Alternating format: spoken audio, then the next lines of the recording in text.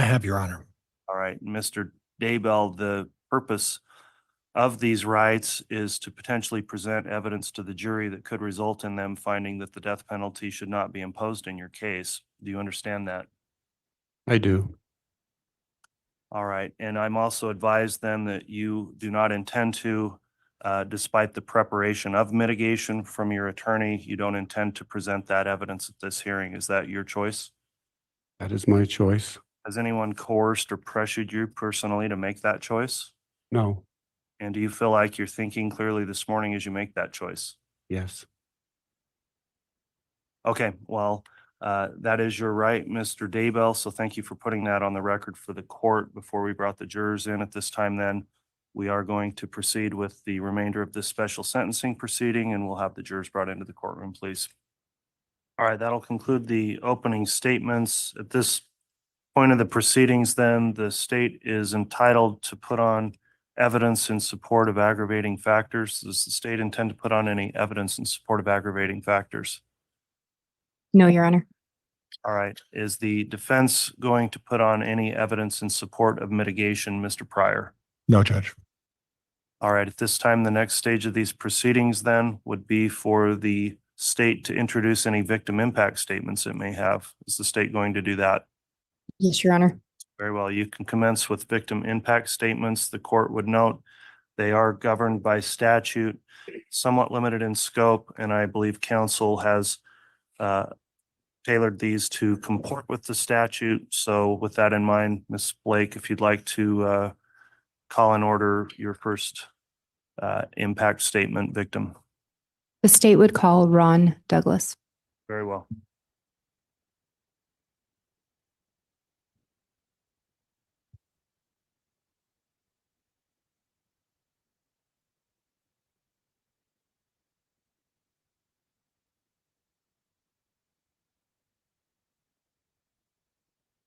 Okay, if you'll give us just a moment, we're making sure the cameras are situated so that they are not recording victims in this case.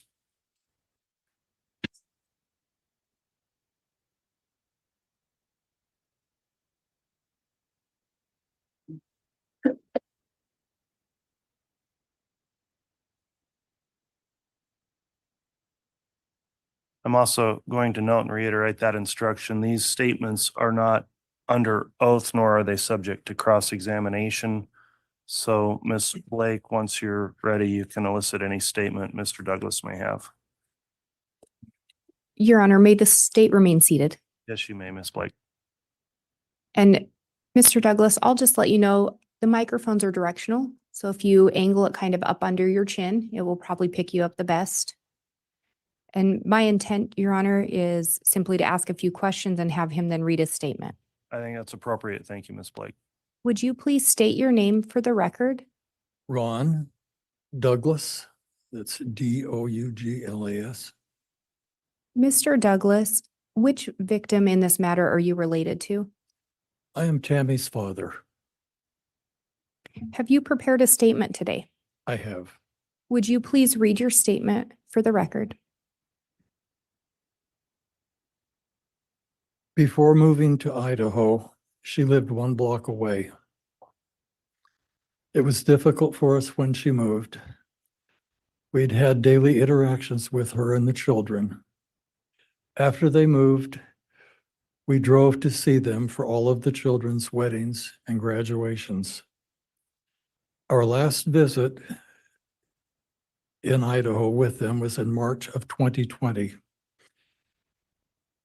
My wife made me promise to return and visit the kids after she passed away. My wife passed away last June.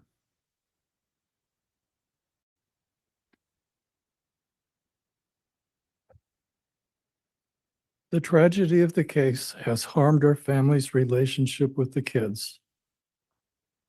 I will remain open to rebuilding a relationship with them. It makes me angry, and it destroys me to know Tammy was treated how she was. I find it comforting to know that Tammy is resting peacefully in Utah, buried alone, and near her beloved mother. Thank you, Mr. Douglas. All right, you can go ahead and step down, Mr. Douglas, and I'll have the state call its next victim for an impact statement.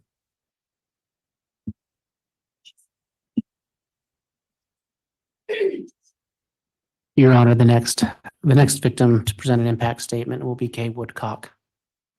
Very well.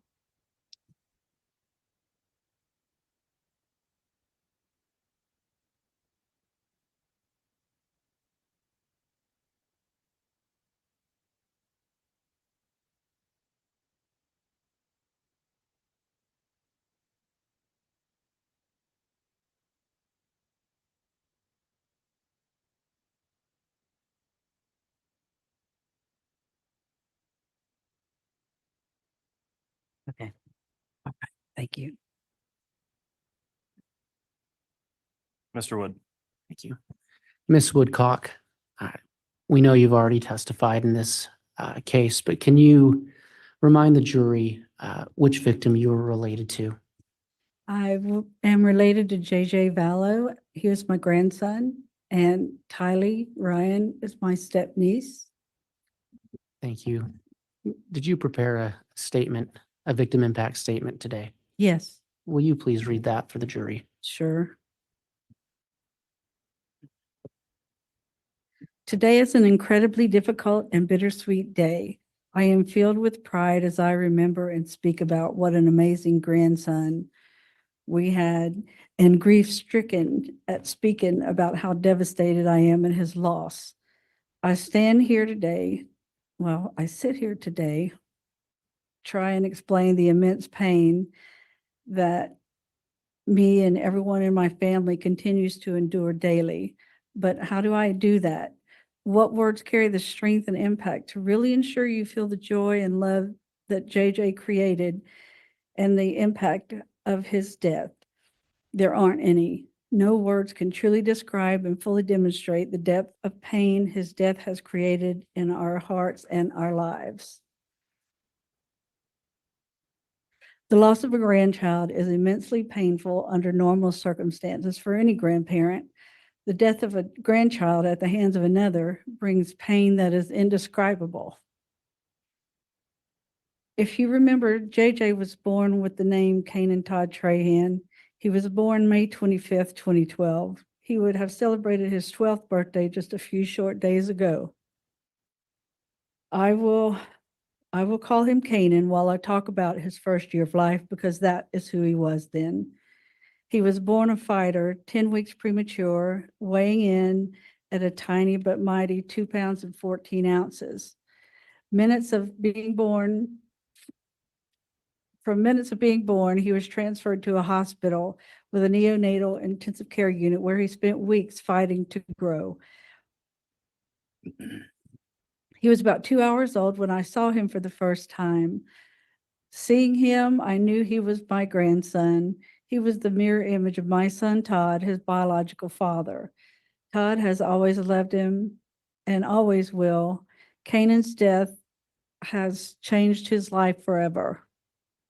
While he was in the NICU, I was only able to see him for a few minutes at a time until I was notified he would be released to us within days. 25 years since I had a new baby at home, and never a preemie with all their special needs. Larry and I didn't hesitate immediately. We said yes. The only place we wanted him to be was home with us.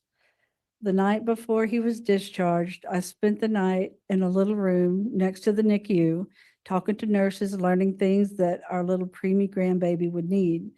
The next day, it was time to leave. The nurse brought a wheelchair in and said, "Have a seat. We'll get you out of here."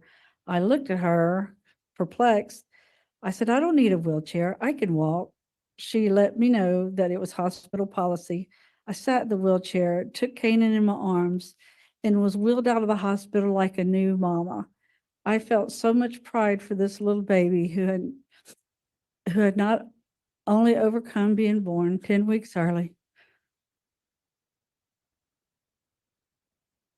but also being born with illicit substance in his tiny little body. He was ready to come home well before he was expected. And my pride in him knew no bounds. We knew then that he was a champion and so special. That day began an amazing experience of raising our cherished little man. While Kanan had been in the NICU, he spent much time hooked up to machines and monitors that he didn't get snuggled all day, every day, like a typical newborn. The noises and routines of the NICU were gone, and it was such a huge change for him. His first night home, I bathed him. He cried so hard, and I cried along with him. My heart was so heavy with the disadvantages he was experiencing through no choice of his own. My husband, Larry, who is Pawpaw, asked me to give Kanan to him. He placed Kanan on his bare chest and wrapped his robe around him, gently breathing on his head until he stopped crying and fell asleep. It became a daily occurrence, part of our routine. He would hold him for hours so Kanan would feel loved, comforted, and secure. I saw my husband in a new light, seeing what type of daddy he was to a newborn. It was like Kanan made us young newlyweds. Larry jumped in, feet first, and did all the things a new father should and more. It made our relationship grow and gave us new strength. Kanan was our strength, and we were his comfort. His first 6 months, we went to countless doctor appointments for his host of medical problems. We went to appointments with doctors for his heart, kidney, urology problems, speech, occupational therapists, and regular pediatricians for the things that every baby does. We were always on the move, going from one doctor to another, constantly working to ensure he thrived and grew. That, along with loving him, was our number one priority. At each appointment, it was pretty much guaranteed I would cry. It hurt so badly to see everything he was experiencing, not only from being born prematurely with drugs in his system. The decision was made to place Kanan with Charles and Lori after they approached us with their desire to have a child of their own. We agonized over the decision, but knew from our past interactions with them that it was the right one. Charles and Lori were granted custody a few short months later. It was then Kanan became JJ. It was happy and devastating at the same time. We loved raising him. We gave all our love and energy, ensuring he grew, thrived, and knew what unconditional love. That time was priceless, and his growth and milestones were evidence of our love for him. But we knew this was the best decision for his future, to have siblings and access to the types of schools and services we didn't have available in Lake Charles. When he left, I felt a grief that can only be compared to the grief of losing someone to death, which is now a feeling we all know too well. We barely made it 30 days before we were standing on Charles' steps, ready to love on our baby. When the door opened, there he was in his little baby walker. I saw tears in his eyes at seeing us, right along with the huge toothless grin. It was clear that he missed us too. Before I could take a step, Larry swooped him up in his arms, and at 11 months old, he wrapped his tiny arms around Larry, laying his head on him. The connection was still so strong.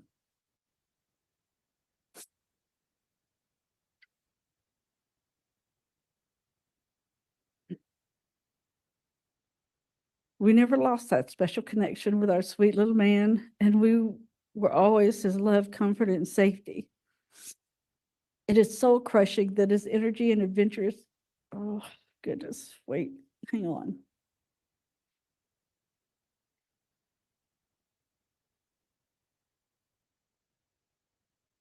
I made it a few months before I had to get to my JJ. So in November of 2014, I made my first trip to Hawaii, quickly returning once again in December with Larry. We would visit about every 4 to 5 months because it was such a long trip to Hawaii from Louisiana. One we were happy to make, and we stayed for as long as possible, normally 10 to 14 days. We needed to soak up as much JJ time as we could. I remember one trip in the winter of 2015, JJ stayed home with me while Charles and Lori went to church. I was making a big pot of gumbo.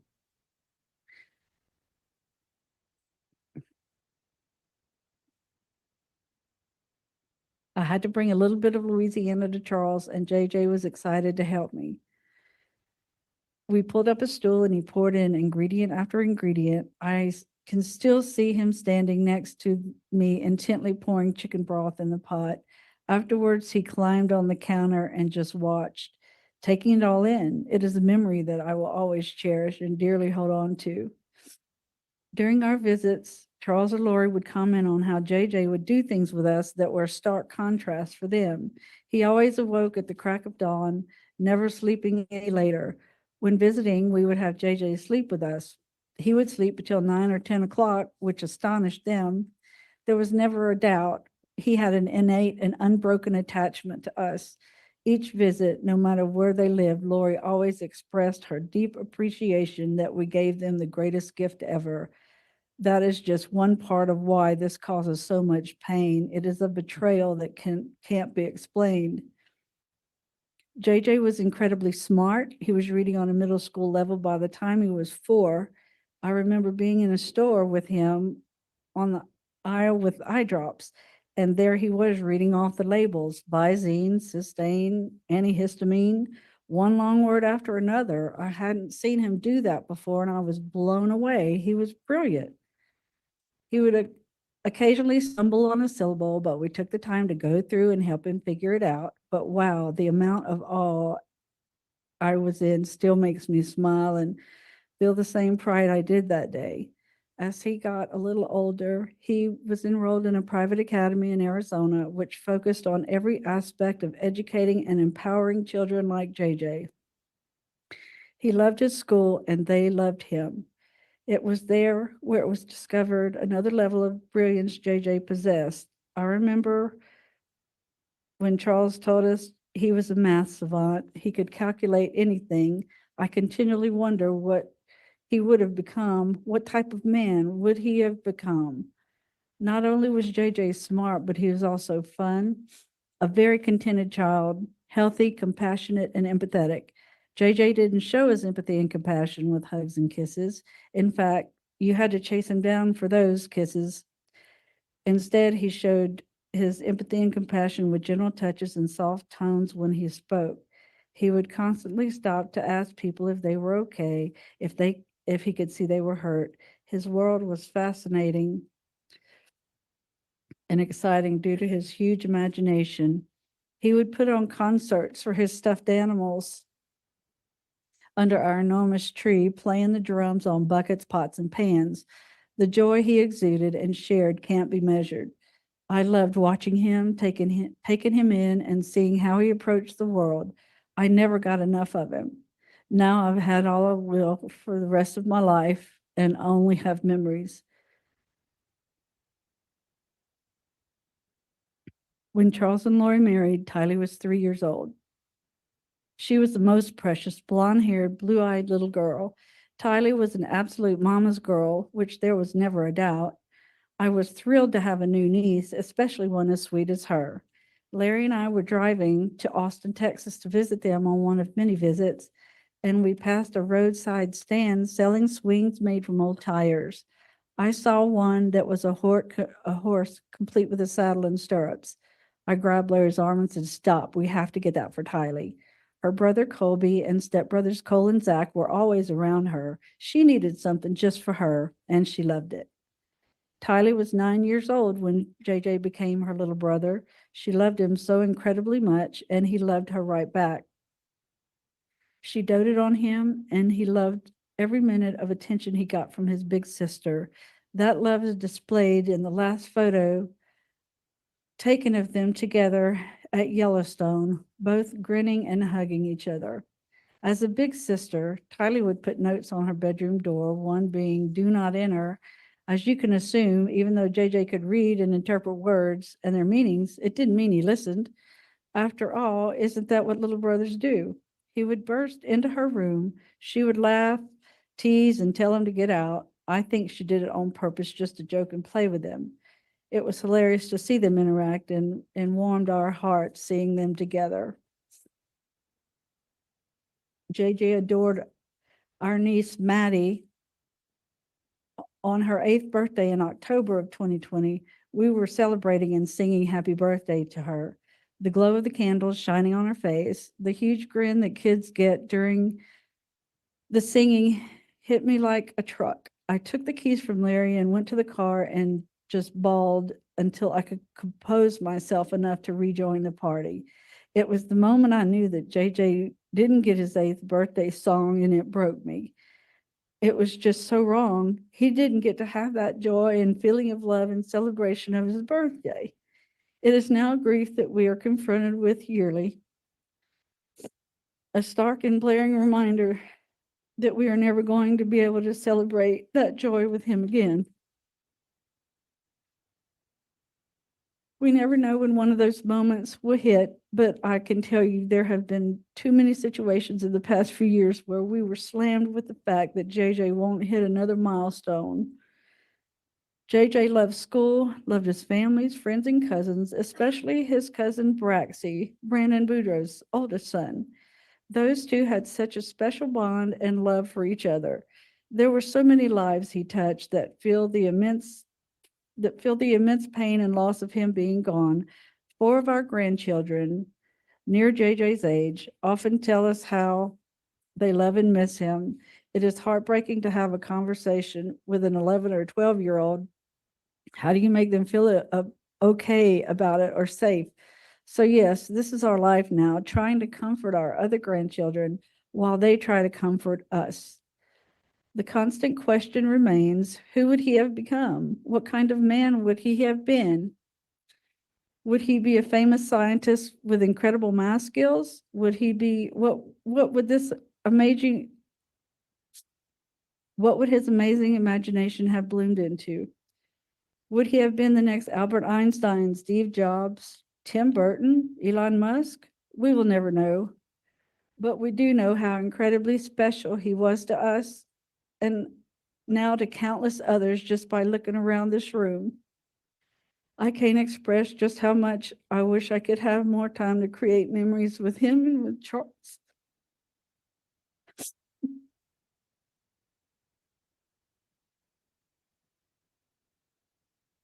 There's a hole in the hearts of every member of my family that can never be filled and will remain for the rest of my life. Thank you. Thank you.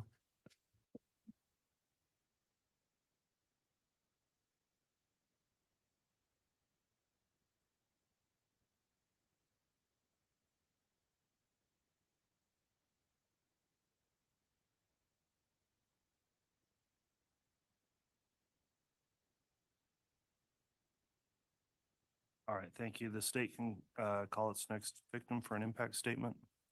Next, we'll have Matthew Douglas, Your Honor. Very well.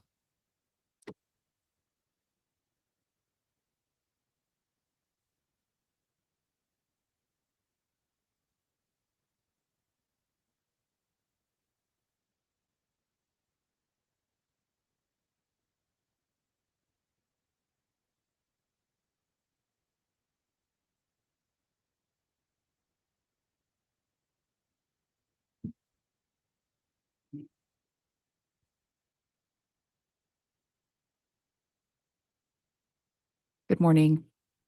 Morning. Can you please state your full name and then spell your last name? It's Matthew Ronald Douglas, Douglas.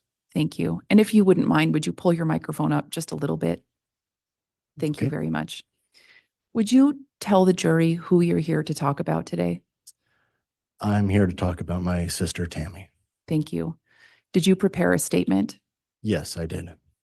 Would you please read that statement at this time?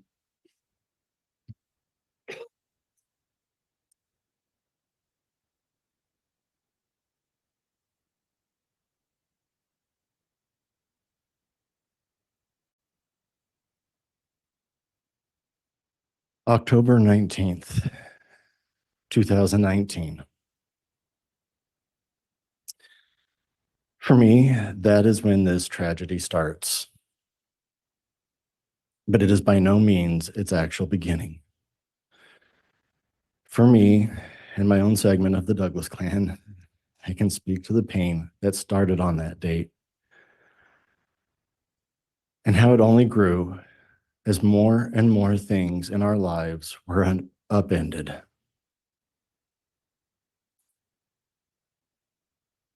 To those I speak to, I have come into this ordeal far into the timeline of things and have the thankful luxury of hindsight and having information neatly presented or as neat as life can possibly hand you in these circumstances. You're all on the outside looking in. For those of us directly affected,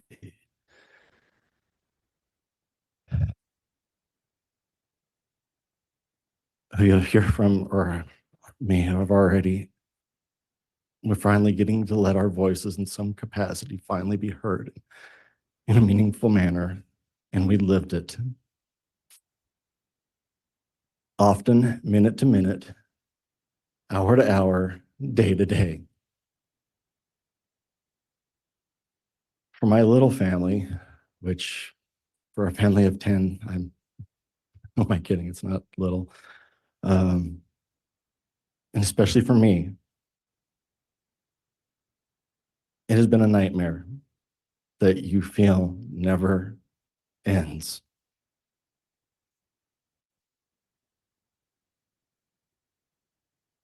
A continual cascading escalation of what's next.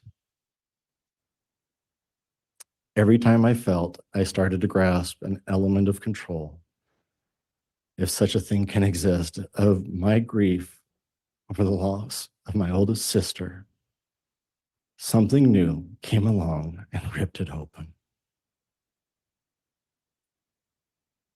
Hearing from your siblings that your brother-in-law has remarried and kept it from your family weeks after the fact. That's painful. Hearing the day after our family Christmas party, the first without her, that her body had been exhumed, and at the time not knowing the depth of why. That is gut-wrenching. And then the world goes upside down and topsy-turvy further. Like you're being caught in a cheap holiday snow globe, thrown about and feeling like everything is obscured. Missing kids? Wait, there were kids? Now my brother-in-law and his new bride have fled from Idaho to Hawaii for what? And everybody at this point knows the evidence presented, the details big and small, many I still can't wrap my head and my heart around. The chain of events more clearly than I need rehash. Things happened so fast. We often learned of things from news or social media before we could be contacted formally by law enforcement. I always felt sorry for the moments that happened to whichever detective or member of the prosecutor's office we'd hear from.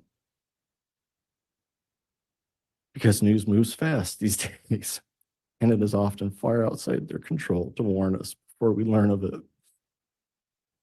From heartless media jackals looking for a sensational story. Thankfully, there's still good people that still exist in that profession too.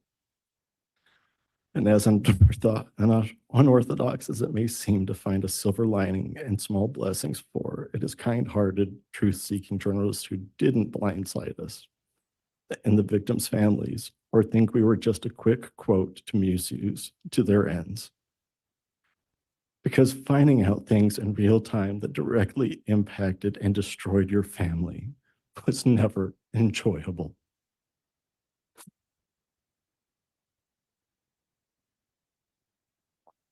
Finding out how much deeper the rabbit hole went in this with no consideration for our pain. And the continued impact on us all. I don't wish that on anyone. And yes, I said destroyed because losing Tammy who to me was the emotional heart and glue of our siblings group, was a slow and steady destruction of elements of our family as we knew it. Mom was so heartbroken that it only seemed to accelerate and compound her chronic health issues, especially her 30-plus year battle with leukemia. We lost her last year, just a little over a week away from now. It'll be a year on June 8th. As she seemed to finally be ready to lay down her proverbial sword and shield after a tumultuous spring of emotions tied to it all. I still remember the last normal conversation I had with her just 3 days before Mother's Day, when she went into the hospital for the last time and then was sent home on palliative hospice care until she passed.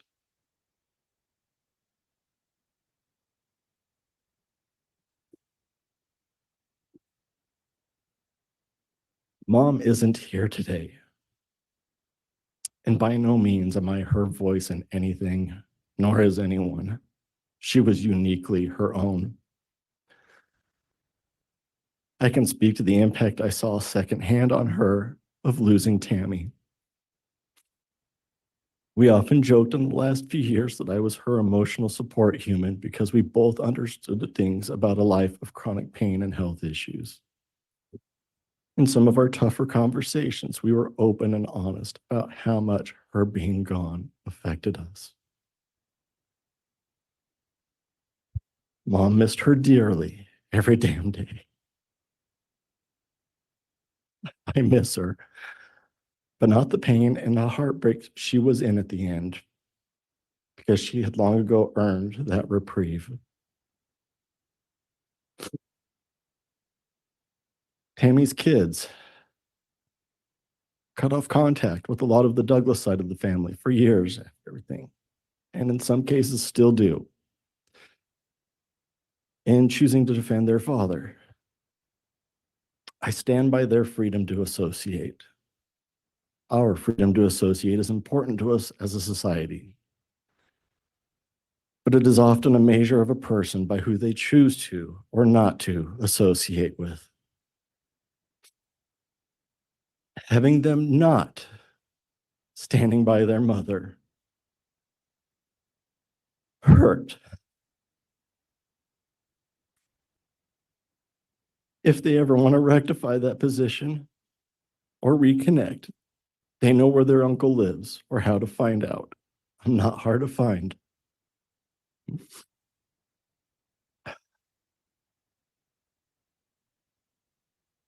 Family ties were broken.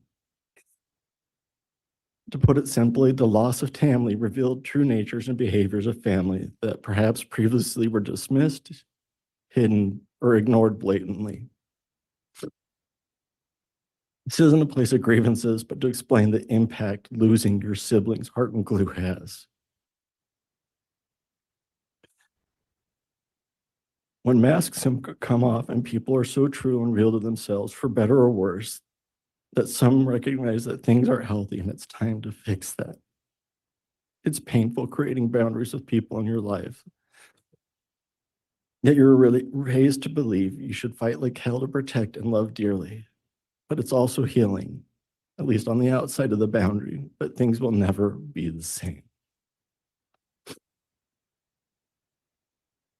And Tylee and JJ,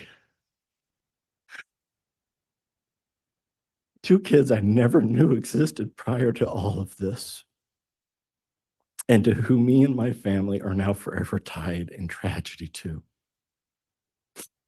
I have kids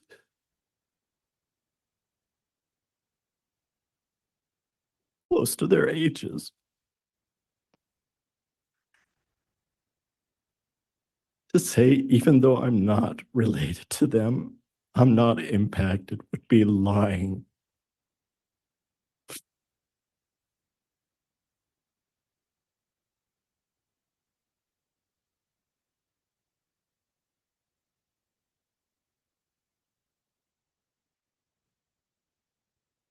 Larry, and Kay, and all of your family.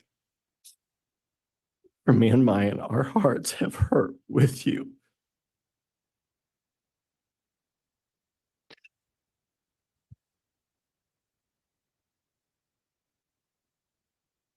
As I've seen yours hurt with ours over Tammy. We have been grateful to the fact without your tireless love for those children, would we even be here now? And you've been a voice for my sister when often others wouldn't have. Thank you. Thank you very much.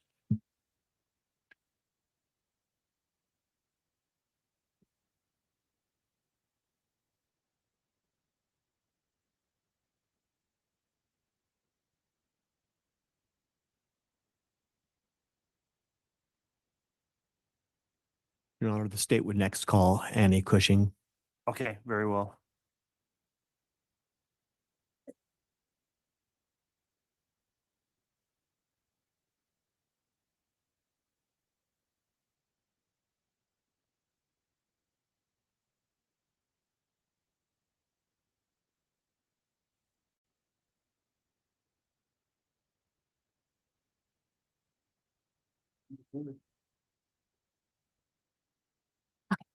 Thank you. All right, Mr. Rickson, go ahead. Thank you, Your Honor. Ma'am, will you please state and spell your full name for the record?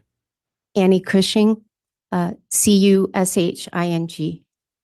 Can you please explain for the record, are you related to one of the victims in this case? I am. I'm Tylee Ryan's aunt, Joseph Ryan's sister. And as you came here today, did you come with a statement that you'd like to share with the jury? I did. Do you have that with you? I do. Would you like to go ahead and read that now, please? Sure. Thank you. I remember getting a call from my brother Joe in 2002 to tell me he had gotten married, converted to the LDS faith, and was expecting a baby. Joe had been the perennial bachelor of the family, in his 40s, never married, and no kids. So this was very surprising news. He wanted to fly me out to meet his new wife. They were both so excited to be having a little girl. They had already picked out her name and were well ahead of schedule, buying the best of everything this little baby would possibly need. A couple years later, we vacationed together as families. Joe was the quintessential first-time father. Every developmental milestone Tylee achieved convinced him all the more she was clearly a child prodigy. He was also convinced she looked just like him and would find excuses to refer to her as Daddy's little girl. Truth be told, Tylee actually looked more like her mom's side of the family, which I never told Joe. But on the inside, she was so her dad. She was always dressed like a princess and had an arsenal of hairstyles that she chose from each day. But once she learned to talk, she would let you know what she wanted and was prepared to negotiate those desires like she was finalizing a legally binding contract. Even as a little girl, Tylee knew what she wanted, and we were all her humble servants. Fast forward to 2018. I flew out to Phoenix after my brother's death and was able to reconnect with Tylee. She was intelligent, clever, funny, sarcastic, and had the voice of an angel. She would just walk around the house singing. She would eventually take her love for singing to the karaoke platform Smule, leaving behind breadcrumbs for those of us who loved her and the thousands who would come to love her. But I could also tell she was depressed, and I desperately wanted to reach her to let her know I wanted to be in her life as much as she would allow. We just happened to connect on pop culture. We'd referenced ridiculous memes and viral videos and her mom had no idea what we were talking about. So Tylee and I would take turns explaining the references. It was the first spark of connection, our common ground. Our second was over questions she had about what I did for a living. Oddly enough, her dad and I were both analysts. So I think it felt safer for her to ask about my world than her dad's, since any mention of her dad was a trigger for her mom, and she hadn't seen her dad in a while. I even told her that if nothing else, she definitely had the personality of an analyst. Facts were very important to her.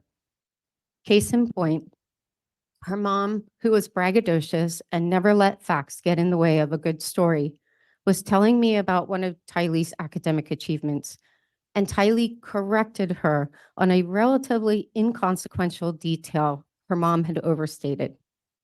I teased her afterwards and was like, dude, who does that? You couldn't have just let that detail slide.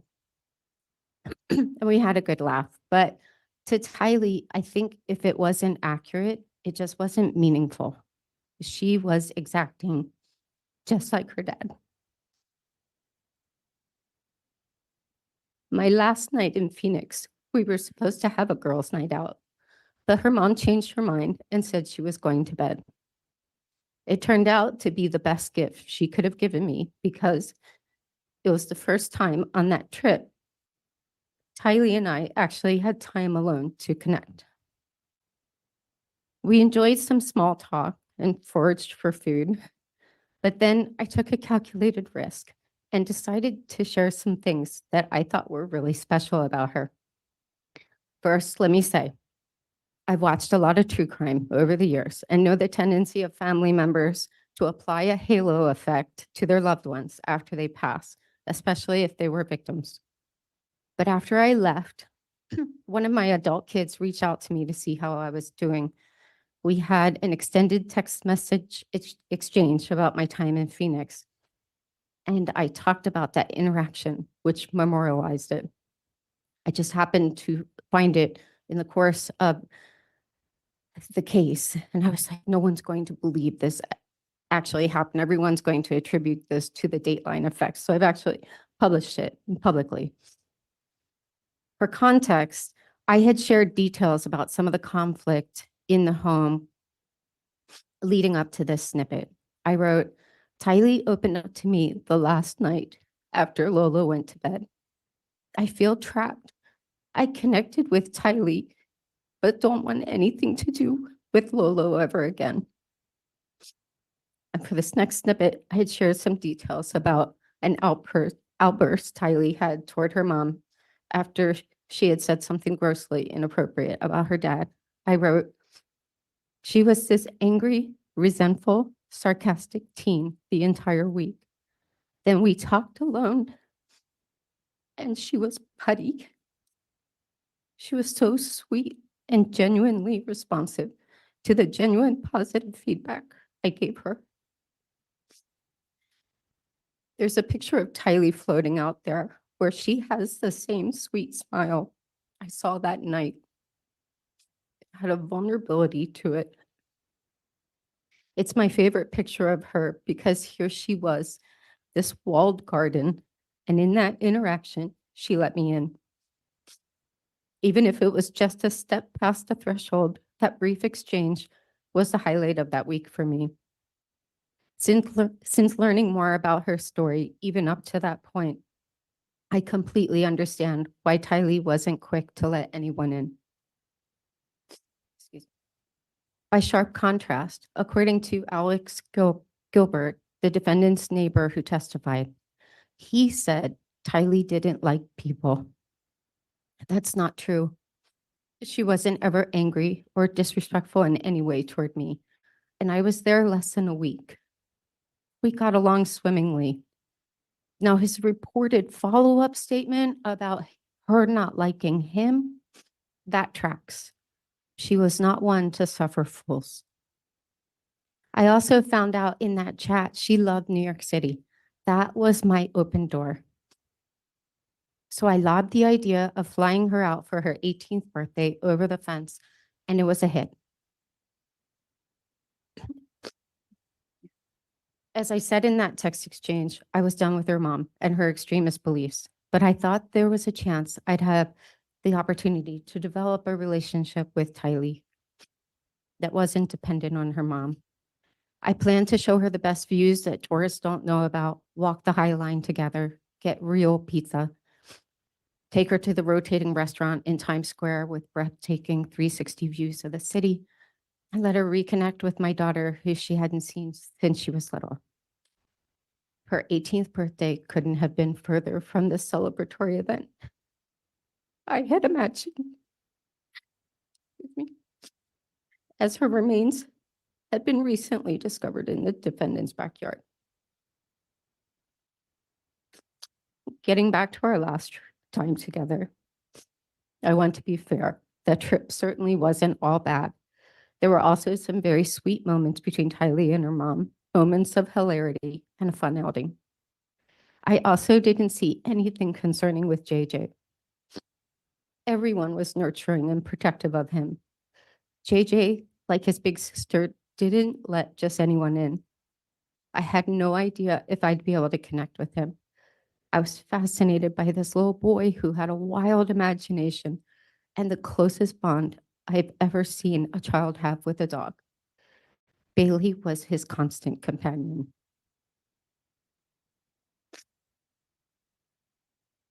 But with JJ, as more of an outsider, your interactions felt more like moving alongside him rather than engaging directly. So I was looking for, excuse me, any possibility of our worlds to kind of cross. To that end, one thing I noticed was JJ didn't just watch TV. It was like an immersive experience. He'd be talking to the characters, commenting, imitating sounds, especially explosions. He loved imitating explosions. So I tried to do the same thing, but kind of tamped down and on the DL. I would just look at the TV and comment at something outrageous, like, what? That's wild. So we were both just kind of yelling at the TV. Whether it was a connection or not, it at least made watching TV a lot more fun. But then this one time shortly after that, his mom and I were talking in the kitchen next to the island. It's germane to the story. As a function of JJ's autism and unbounding energy, he'd run in this one circuit, which included the area just on the other side of the island. And their house at that time was palatial, so it was a pretty significant circuit. But on one trip, he broke out of his circuit and without slowing down, ran into the kitchen and into me, throwing off my balance a bit because I wasn't expecting it. Without a word, he hugged me and kept on running.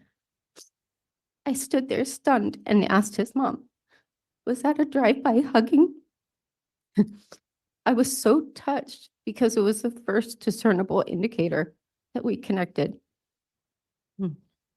That night, as she was putting him down for bed, I heard him ask her, will Annie be here when I wake up? Again, we never interacted directly in any way, but he recognized presence. So like Tylee, I didn't know if our worlds would ever collide in any meaningful way, but I believe that love is a universal language that's somehow communicated between sincere hearts. Just a month after that visit, Tylee wrote in an Instagram post on her mom's birthday that she had, quote, won the lottery with this one as my mom. So I believe there was hope for them to one day be able to set up some healthier boundaries and find peace. But just 4 months after that post, to the day, that would all change. That was the day her mom met the defendant. It was the spark that eventually would set so many of our lives ablaze. This case has been death by 1,000 cuts. Each detail that would come out over the past 4 years was just another cut. Sorry.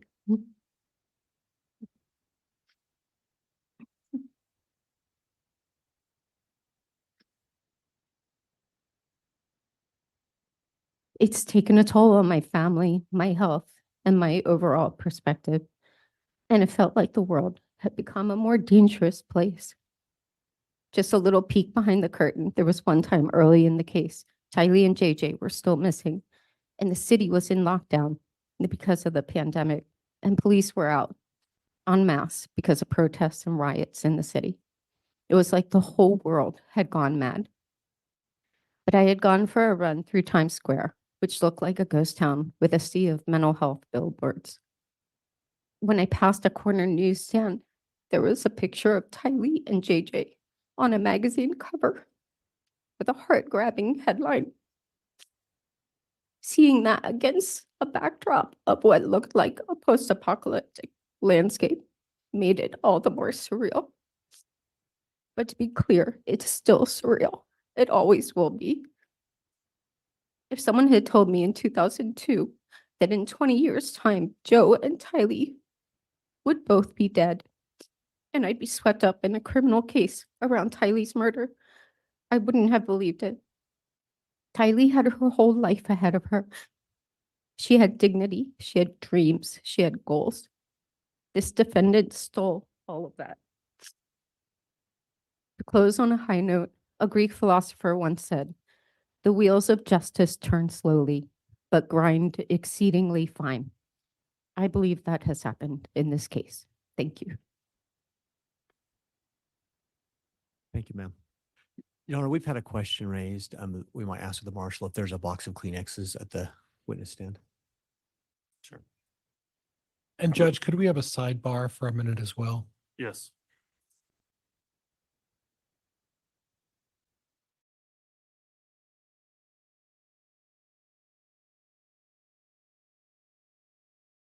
Something that I can never reconcile. That is the impact on them. An impact that will echo through their lives. My twins, now 4.5 years old, are far too familiar with death at such a young age. Our once strong and joyful family bonds have been bruised and broken. I have always been so grateful I married into a big, loud, close-knit family. From day one, I was Aunt Kelsey. Tammy was truly my sister. And I cherish the relationships I built with each of her children, my nieces and nephews. However, the relationships with our nieces and nephews, once filled with love and laughter, are now incredibly strained and painful. My children do not know their cousins. The joy of family gatherings, Sunday dinners at grandma's,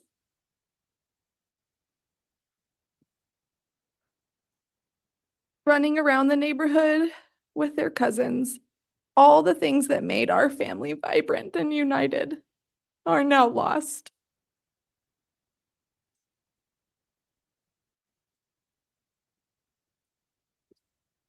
I cannot overstate the closeness, the bonds, the depth of relationships that have been shattered.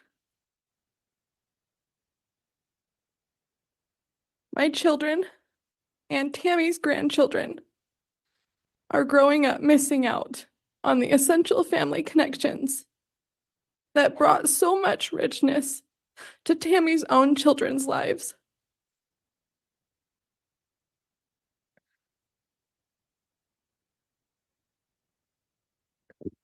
I desperately hope these relationships can be repaired.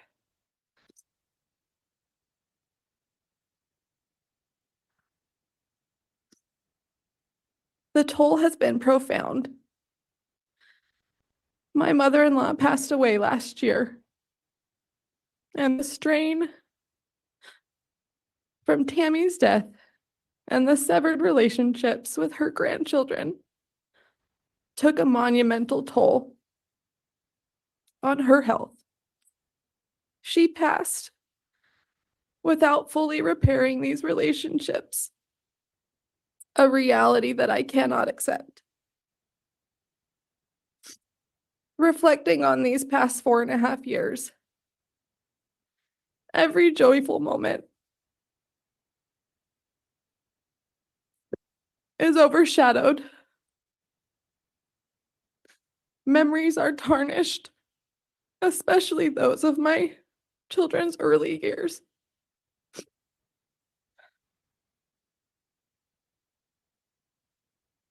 We've sought counseling. We've leaned on our family for support to navigate through trauma and grief. But we are exhausted beyond measure.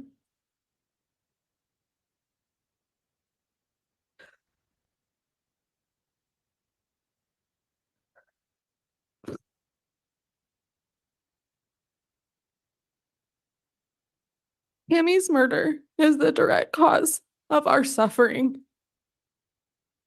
Pain, fractured relationships, and unhealed wounds are all part of the aftermath. This is the legacy of anguish and sorrow that will haunt our family for generations. Thank you.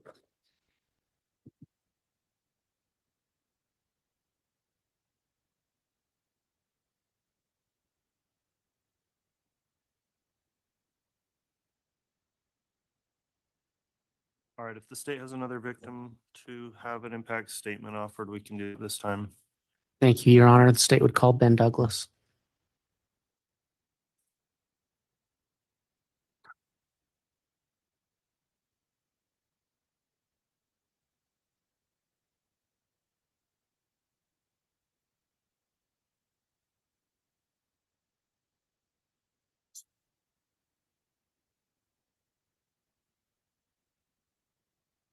You can proceed. Thank you. Mr. Douglas, can you state your name and spell it for the record? Benjamin Douglas, Benjamin, Douglas, Douglas.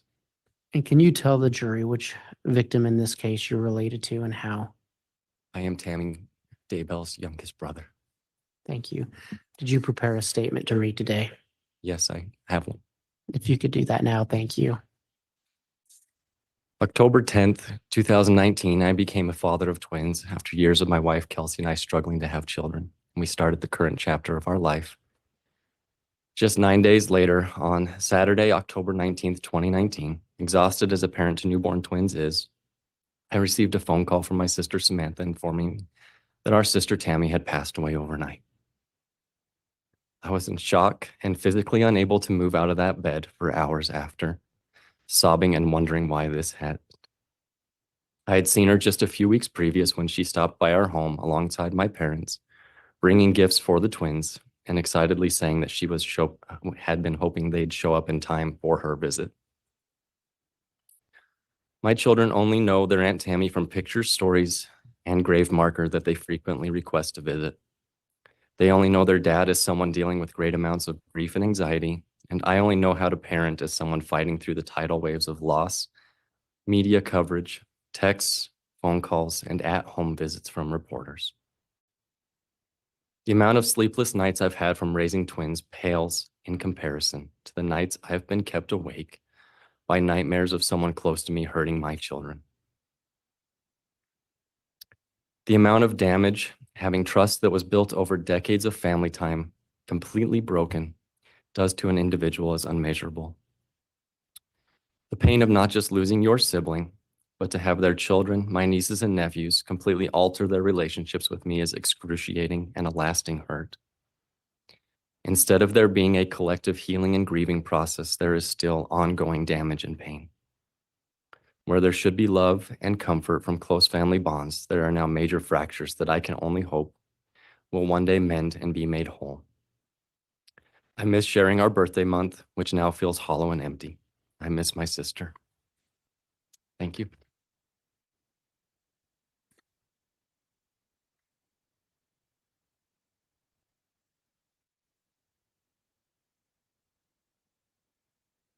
Okay, we're back on the record on KCR 22211623, State of Idaho versus Chad Guy Daybell. I appreciate everyone's patience as we work through this process today. There's a lot of administrative matters being taken up while we're not on the bench, but we're moving things along at this time.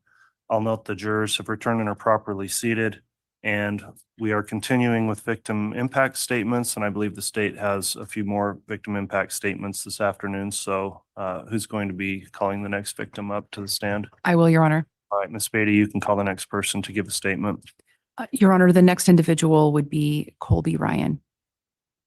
Okay.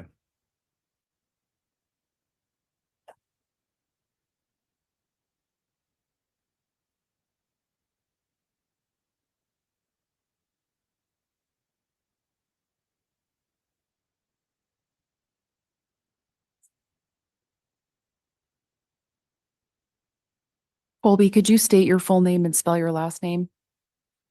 Colby Ryan, Ryan.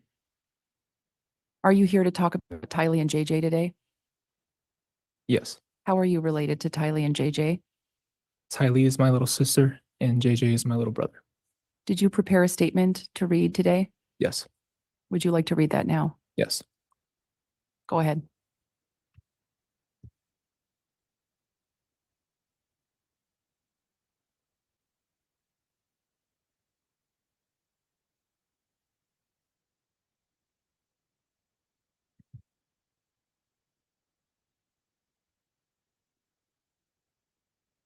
It is very hard for me.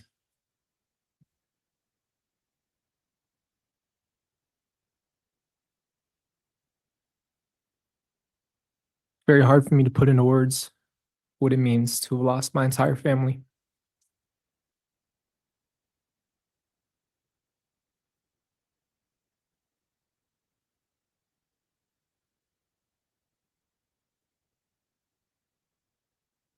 I lost the ability to watch Tylee and JJ grow up.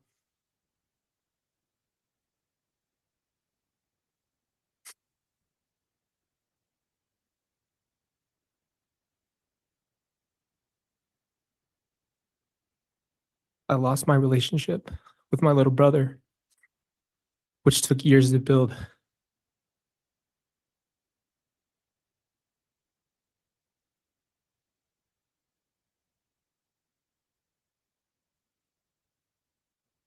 Ugh. It's okay if you need a moment. Take a moment if you need to. It's all right. It took years to build to even have him be able to look us in the eyes. I lost the ability. Sorry. Sit with my little sister and talk and share our lives.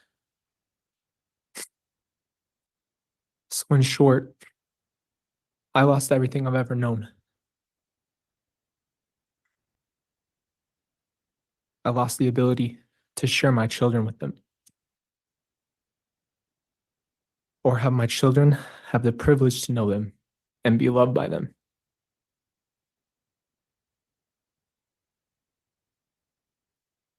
My 3 kids will never know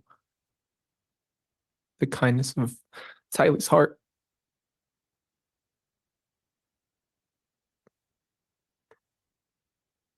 Or JJ's silly and goofy personality. But more importantly, Tylee and JJ lost their lives. Tylee will never be able to travel like she always wanted to, or have a family of her own.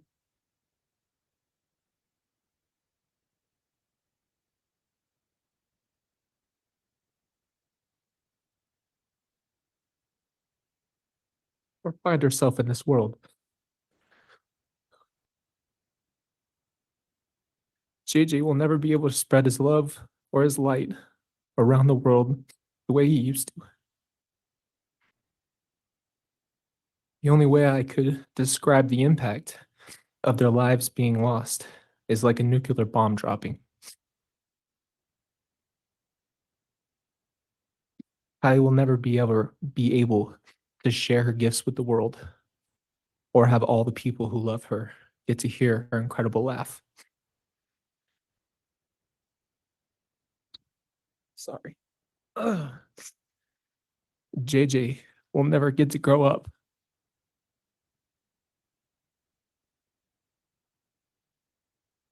And share his one-of-a-kind personality with the world. And everyone who's lost him feels the void.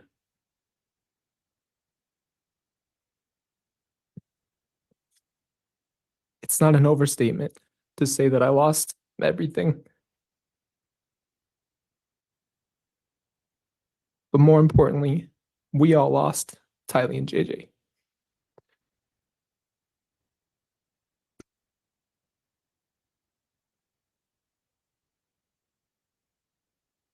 I stand here today, motherless, fatherless, sisterless, and brotherless.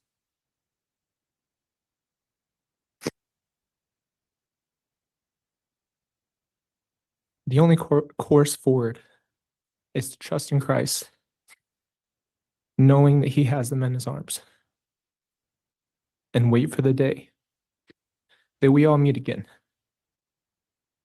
I pray for all of you who have bleeding hearts. Thank you. You.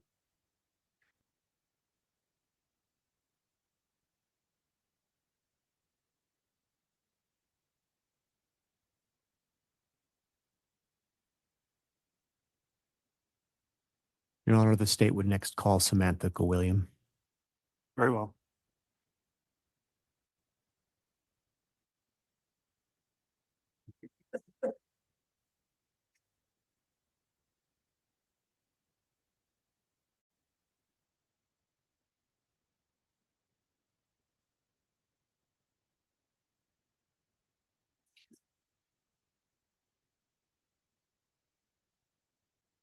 Go ahead, Mr. Wixom. Thank you. Ma'am, will you please state and spell your name for the record? Samantha Gwilliam, Gwilliam. And could you remind the jury how you're related to the victims? Tammy is my sister. And do you have a prepared statement? I do. Would you like to go ahead and read Yeah, that now? I would like to. I speak out for my sister, Tammy Daybell, because she cannot speak for herself. She is dead. And others who were supposed to stand up for her, protect her, and love her did not. From the moment I found out that she was gone, I've never felt peace. In the first few weeks, I had a gut feeling that something wasn't right and that someone had done something to her, but I didn't know why. So many questions come up as a quick funeral is arranged, no autopsy and no answers. As we find out about a quick marriage, I smell a rat. As any woman does, I search out answers and dig through whatever evidence I can find. None of it was reassuring or good. There's still no peace to be found. We are questioned by police about missing children. And this uneasiness I had felt about Tammy's death only intensifies. We are notified that Tammy has been exhumed. And this is my first moment of maybe now I can get the answers I seek. But with the pandemic and exhaustive testing, I don't see results for a long time. My family sits in a limbo of not knowing why or what happened. In the meantime, there's a large investigation, many more questions. We are hounded by news reporters through phone calls, texts, emails, social media, and even with surprise visits at our front door. Still no peace. I am asked about a pet cemetery. And a few days later, I watch with the world as the bodies of two precious missing children are found on the same property where my sister died. I retched and sobbed over learning about JJ and Tylee.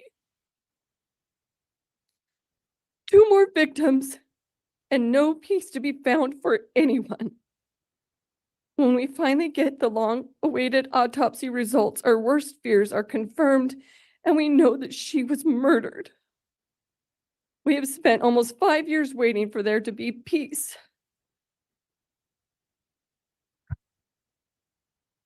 My sister, Tammy, was my best friend.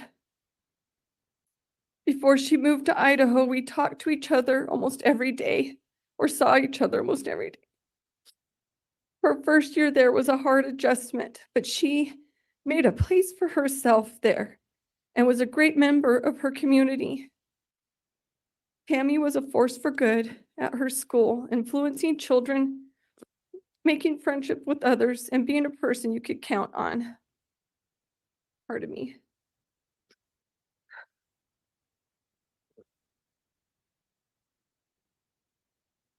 She loved being a mom, and especially a grandma. She was so excited to be part of their lives. She was content and happy. Her and I had made plans that when we were old that we would live next door to each other. We helped raise each other's children. We were excited for the future. My last visit I had with Tammy is the last time I have felt any peace. I would not be a good sister if I did not defend Tammy as well. She was made out by some in this court as if she was lazy and fat and dying from an illness. Look at me right now. I am the same age as Tammy was when she died. She was in better health than I am right now. Do I look like I am dying? It is not a crime to be a middle-aged woman trying to be healthy and still play a video game or eat fast food occasionally. My sister was ripped from our lives. Because of her murder, we lost a beloved mother, grandmother, sister, aunt, and daughter. She is irreplaceable. She started with one grandchild and missed seeing the next 5 that would be born. They will never get to know her. But when Tammy died, that is not the only thing that we lost. Her absence created a void that is unmistakable. We used to have a close relationship with Tammy's children, but now our relationship is strained, and some of the kids that I helped raise no longer speak to us. My mother passed away last June. She had to spend the last of her years separated from these same grandchildren for no fault of her own. My mother declined in health while still not having peace. Her passing was marred by the fact that Tammy's children chose to not participate in her funeral. The lies, deception, and murder have ripped our family apart. We do not feel peace. I am not a dark person or a zombie, and for me and my family to be portrayed this way is unacceptable. I am tired of being vilified, so there is a reason to not listen to me. I stand for truth, and I don't lie. So know as I say this now, my sister should not be dead right now. She should be here alive and smiling with her family and friends. She should be doting on her grandchildren and taking care of her animals. It is a cruel world that has taken her from us. We need to feel some peace for the first time in 5 years. I miss my sister every day. I will grieve for her for the rest of my life. I speak up for her now because she needs a voice. Thank you. Thank you, ma'am.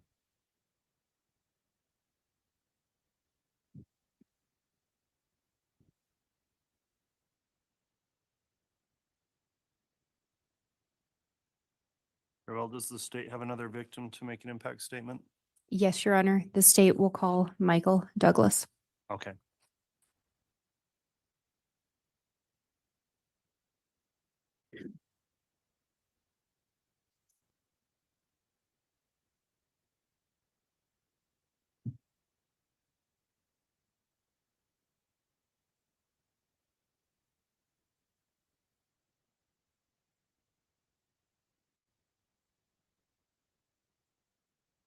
You can inquire, Ms. Blake.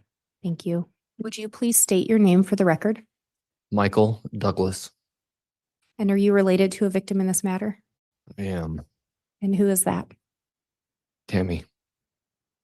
How are you related to Tammy? I am Tammy's sibling.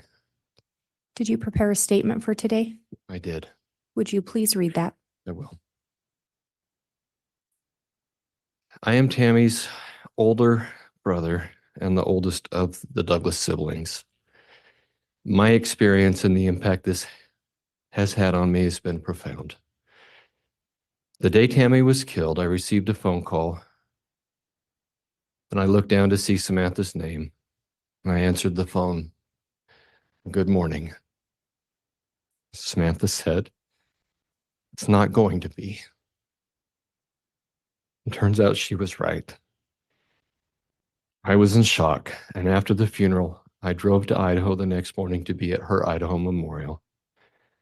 When I left, I called my wife and told her something was off. I tried to keep everyone from jumping to conclusions, mostly myself. I probably should have done more jumping. When we heard about the marriage, we were given a false date to lead us to believe that it had not been only 2 weeks. Then we found out the real date. I'd received a call from my Aunt Vicky and my cousin Julie, encouraging me to pursue an autopsy. I told them I couldn't because I was doing everything I could to keep my mom and dad alive.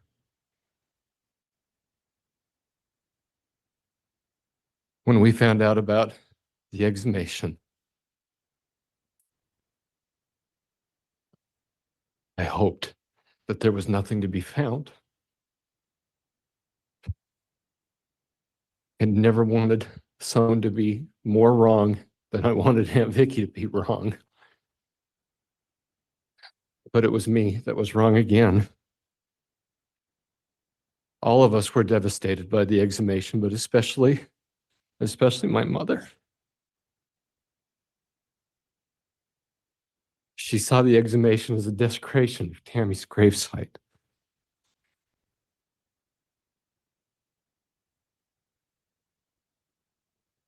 Once Tammy was reinterred,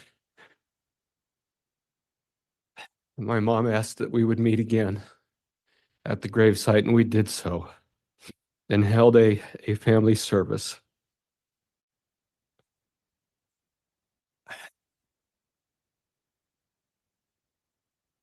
I then received a phone call from my mother indicating that there were 2 missing children. I remember where I was, what I was doing, and the exact feeling of, oh, please no. Please don't let this be so. My heart sank, and I said to my mom, "Mom, Chad told us they were empty nesters." Surely this is a mistake, not anything to worry about. Maybe they have them in hiding. Maybe there's something else going on. Oh, I was wrong again. People would come up and ask if the kids had been found yet when they would see me in public. And the stress and anxiety grew.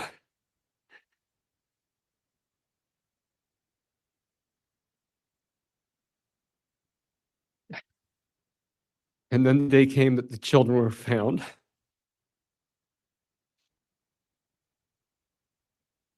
I broke into more pieces than I can count. I was at work, began crying hysterically, and had to be rushed into an office. I was surrounded by people that had figured out that this was coming long before I did. Hope was lost. I went into therapy, both talk and medicinal.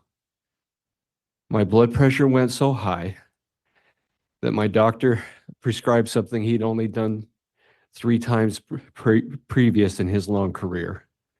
He was afraid I was having a stroke right there in the office and had an ambulance on standby in case I did so. When I learned of the results of the autopsy, I did not sleep for 6 weeks. The nightmare fodder that I have been provided will last me a lifetime. My insurance rates have skyrocketed due to the medications I started on right after the children were found, and I'm now ineligible for certain coverages. As the big brother, I felt and I feel like a failure. I failed to protect Tammy.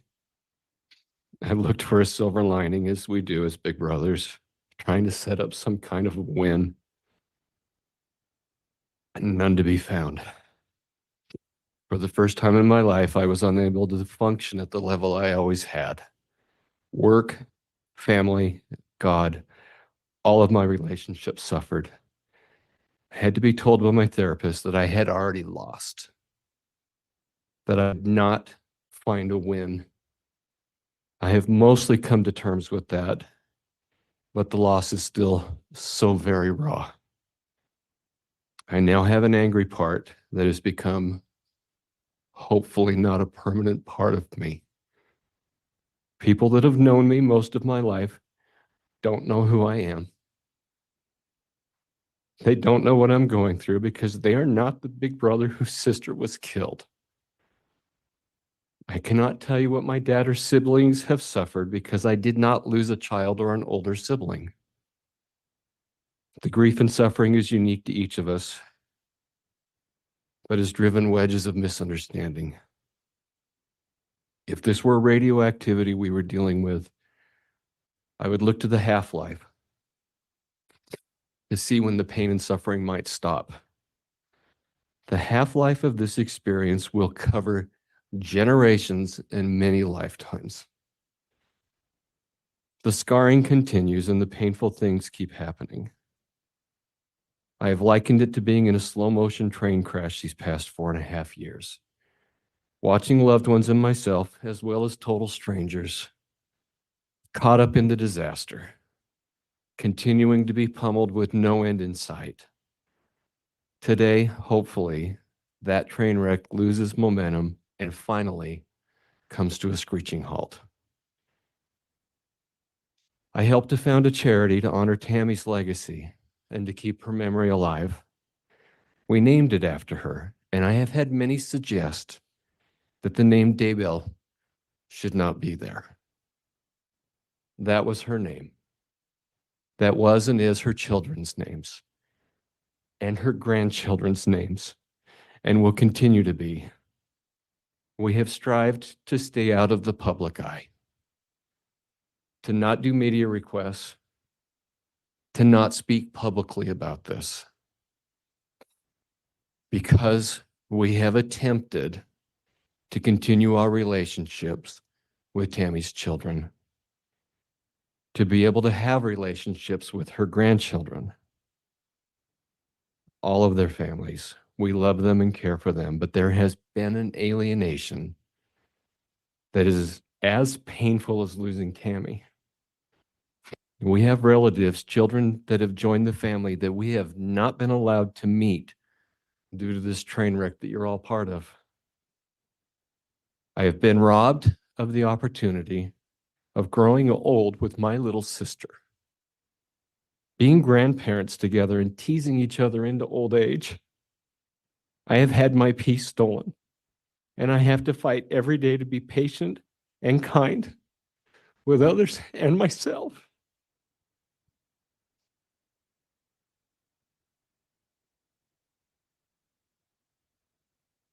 I have had some that have seen my wounds and have attempted to exploit this time of anguish for their personal gain. This train wreck has brought out much good in many, but has fostered much evil in others.